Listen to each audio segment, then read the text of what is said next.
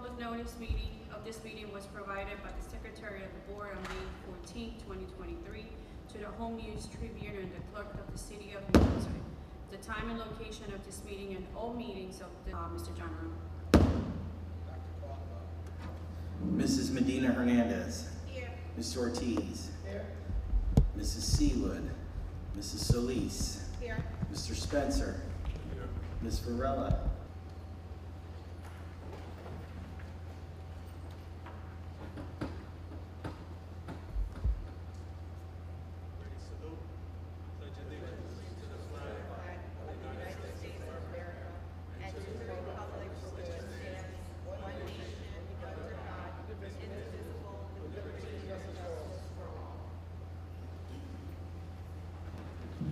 Reminder, the next regular monthly Board of Education meeting will be held on Tuesday, August 22nd. Can I please have a motion for June 20, 2023 board meetings? So moved. Ortiz. Yes. Mrs. Solis. I abstain. Mr. Spencer. Yes. Ms. Varela. Yes. Ms. Sevilla. Yes. Motion approved. The superintendent's report, Dr. Aubrey Johnson. Thank you. Good evening. As of June 30th, we had enrolled 9,466 students. We had 2 cases of harassment, intimidation, and bullying. There were 108 cases of suspensions. Our staff attendance was 93%, and our student attendance was 88%. We had 3 positive cases for employees and 1 positive case for students. I just have some brief notes. We started our summer school on Monday, July 10th. For this school year, we have approximately 735 students in elementary grades levels and about 700 students taking courses, 700 course sessions for our high school level students. We are offering project-based learning in mathematics, language arts, and science for students in grades K to 7, and a summer bridge program for our rising 9th graders going into our high school. And for our current high school students, we are offering credit recovery and credit advancement. Summer school has commenced and will end on August 4th. Again, at this time of the school year, we are in the day of school for students. We are on track for the opening of the new La Quinta Valente Community School, which will open its doors to about 800 students, and we are also on track of opening the pathway. Thank you for that report. Can I please have a motion to accept the... Second. Mrs. Medina Hernandez. Yes. Mr. Ortiz. Yes. Mrs. Solis. Yes. Mr. Spencer. Yes. Ms. Varela. Yes. Ms. Sevilla. Yes. Motion approved. Moving on to item number 5, the Facilities Committee Report. Mr. Spencer, Chairperson. Yes, Madam President. The high school gym addition is well underway. The initial site work has been completed and foundation will begin at the end of this month. The scheduled completion date for this project is the summer of 2024. The trailers removal project at Lincoln and Roosevelt School was started. The classroom trailers at Lincoln have already been removed, and the removal of the trailers at Roosevelt will start this Thursday. The subsequent paving work is scheduled to follow in the beginning of August. The new Blanquita Valente Community School, the work is continuing as scheduled. The installation of the interior walls has been completed. The majority of the grid of the ceilings have been completed. Painting and flooring are almost complete. Electrical and plumbing work is wrapping up. The final connections to the utilities, water, sewer, and public plumbing has occurred. The majority of the interior doors and hardware have been installed. The installation of the food service equipment is continuing. Furniture deliveries are scheduled to begin on August the 1st. We have paid $42.3 million to date. The June 2023 invoice is estimated to be $2.5 million, which will put us at a total to date of $44.8 million. We continue to remain on track for completion in August. That, Madam President, concludes my report. Thank you for that report, Mr. Spencer. I actually got to see the school last week, so it's coming out very beautiful. So very excited for that. Athletic Committee report, Ms. Patricia Varela. The athletic committee did not meet for the month of June, but I would need a bank reconciliation. So moved. Second. Mrs. Medina Hernandez. Yes. Mr. Ortiz. Yeah. Mrs. Solis. Yes. Mr. Spencer. Yes. Ms. Varela. Yes. Ms. Sevilla. Yes. Motion approved. Thank you. Curriculum and Policy Committee report. Mrs. Seawood is not in attendance, but Ms. Solis will be reporting. Thank you so much, Madam President. The Curriculum and Policy Committee did have a chance to meet. We discussed resolutions and policies that are being board approved on first read. The policy that has been revised, policy 3217, is use of corporal punishment. P3271 has been revised to align directly with the governing statute and addresses the situations in which it is appropriate for members to use force when dealing with a student. The new policy for the use of corporal punishment, P4271, has been developed to address the requirements in the governing statute for support staff members because the statute requires compliance by any person employed by the board. So I just always thought it was good to clarify for anybody that, you know, sometimes we're reading numbers up here, but it's just important to note that this policy is going to be in place effective immediately for not just teachers, but support staff and substitute teachers that come into the district. So it's definitely very clear on how situations need to be handled. Again, not just for staff and support staff, but also anybody that is employed by our district. And I am glad to see that change happen. New policy 2419, school threat assessment team. On August 1st, 2022, the governor signed into law NJSA 18A:17-43.4, requiring school districts to establish threat assessment teams in schools for the 2003-2004 school year. The purpose of the threat assessment team is to provide school teachers, administrators, and other staff with assistance in identifying students of concern, assessing those students' risk for engaging in violence or other harmful activities, and delivering intervention strategies to manage the risk of harm for students who pose a potential safety risk, prevent targeted violence in the school, and ensure a safe and secure school environment that enhances the learning experience for all members of the school community. That concludes my report, Madam President. Thank you, Ms. Solis. Moving on to we're actually going to skip item number 8, which is a report of the Educational Service Commission of New Jersey, which is usually done by Dr. Caldwell. So moving on to item number 9, which are the public comments. Mr. General, do we have any? Yes. We have Linda Stork.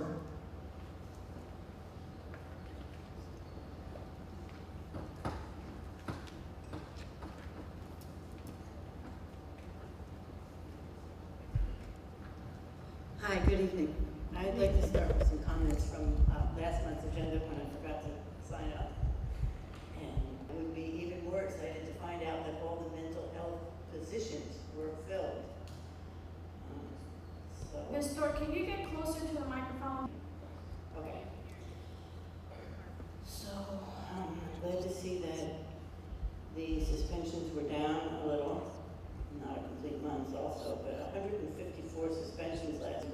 Several times are happening with the young people while they're not at school, doing out-of-school suspensions. School suspension. Those are probably exactly the kids that you wouldn't want unsupervised out of school. Well, I wouldn't want them unsupervised out of school. Wondering how the community-based task force to address the issues. I couldn't find any information on the website about how that's progressing. Are they meeting? Will there be something for disciplinary or as a solution to this, the out of control, the violence and the drug use in the schools? I would hope that couldn't find any information on this community task force, but I would hope they would be meeting and coming up with something that could hit the ground running at the beginning of the next school year. I was also looking at the expenses for tools of the mind, which also are on this month's agenda, with different items and different costs. It was my understanding that tools of the mind was already in use, and yet the $132,000 for pre-K implementation and agreement, $4,400 for kindergarten last month, but another $41,400 for kindergarten this month. Seems like a lot for a program. I could be wrong, but I know we were using it before, unless we left it and are coming back to it. I don't know. It's a lot of money. And then there's all the other subscriptions, the Encores, $243,000 for a student information system, which apparently the nurses originally thought they would. Ms. Thor, you can finish your sentence. Your time is up. Yeah, it's hard to do 2 months at once. Okay. Thank you for your It'd be comments. good if that could all, the end of the sentence would be if it could all be coordinated under one system that the systems would speak to each other and not waste a lot of everybody's time. Mr. Jarman? April Nicholas.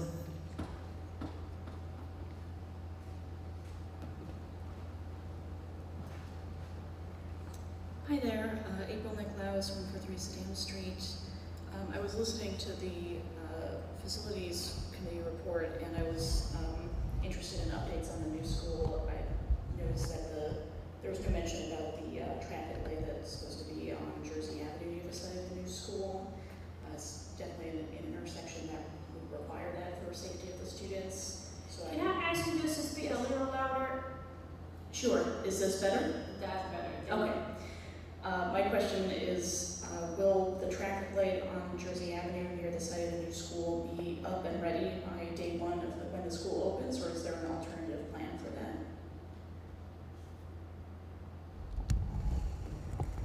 For what area? For the new school, the intersection near the new school, on Jersey Avenue, the traffic light for safe crossing, is that still in the plan? It's an ongoing project. We're working all those details. Yeah. Right, but the new school is slated to open very soon, and that's a kind of project that would require a fair amount of lead time. So does that mean that it's not in the plan to have that ready by day one of the school opening? It's an ongoing project. We're working on that. Do you have any more comments? You have about a minute and 39 seconds. Sure. Well, the next comment that I have is actually about the pre-registration policy for the public comment period at these meetings. I know it's something that has come up quite a number of times before, and I take issue with it yet again, that people are required to register 24 hours in advance. It's something that I certainly take the time to do, but most people who may want to come to these meetings don't know about that policy or where to find out about that policy. And in fact, at the last board meeting last month, there was a parent who came with the intention of speaking who did not know about that pre-registration policy.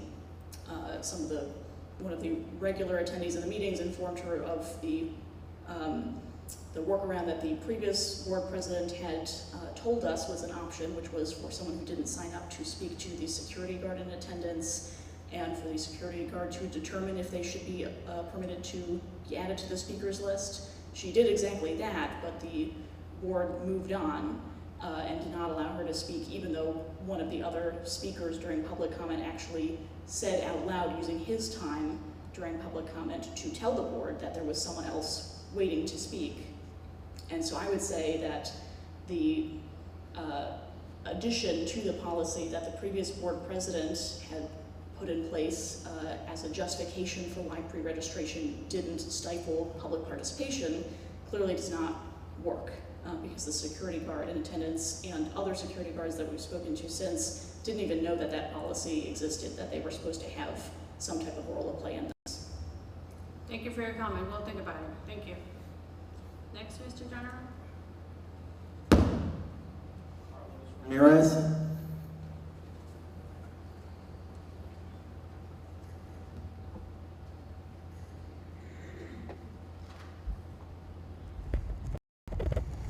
Good afternoon, board members. I hope you can hear me. Carlos Ramirez, reporter with New Brunswick today. I'd like to know how many kids got the swimming lessons this summer.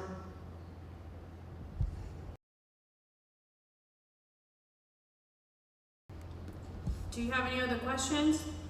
The other concern is for the security cameras located in several schools.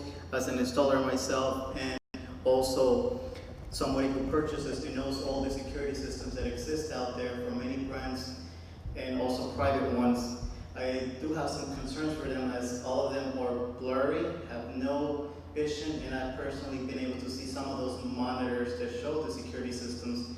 And I think we're trying to, talk about mental health and all these incidents going around facilities that we have, and I think that security cameras are such a great asset to see what's going on, especially for law enforcement and incidents.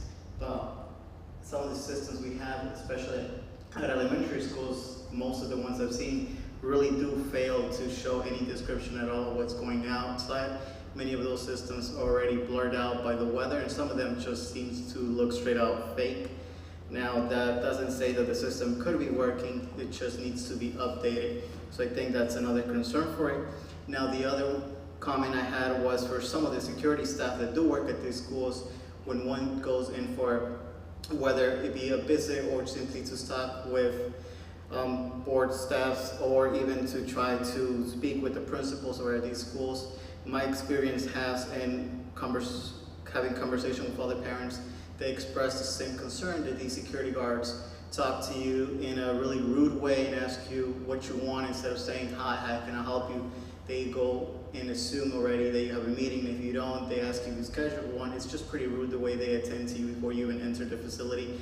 I think they should receive better training in how to speak with them. Now, that has not been the experience of this high school, but it has at other elementary schools when I do visit them. The security guards work with small kids, so I just wonder what tone they speak to them, if that's the tone they're speaking to the general public and family members and parents when they try to have any civil conversation with the faculty that is in charge of the education of their children. So I think that's one concern. This incident happening, I forgot the name of the school, but it's the one located right in front of the fire station in downtown New Brunswick, to make the statement out of. Now, I've received several complaints from that particular area with the security guard who's in charge of the front desk, who answers the doorbell, and other schools, but I will only speak for the ones I've had incidents at. So I think that's the only mention I want to make.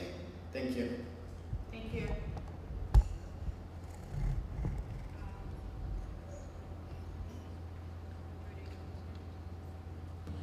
It's not on the consent agenda, so I wasn't going to make a comment about this, but we have 181 students who have received swimming lessons this summer. Thank you for addressing that.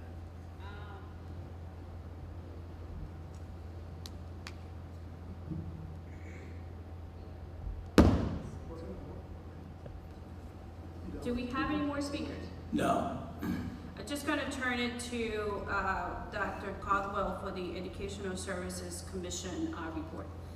Good evening. My report will be quick.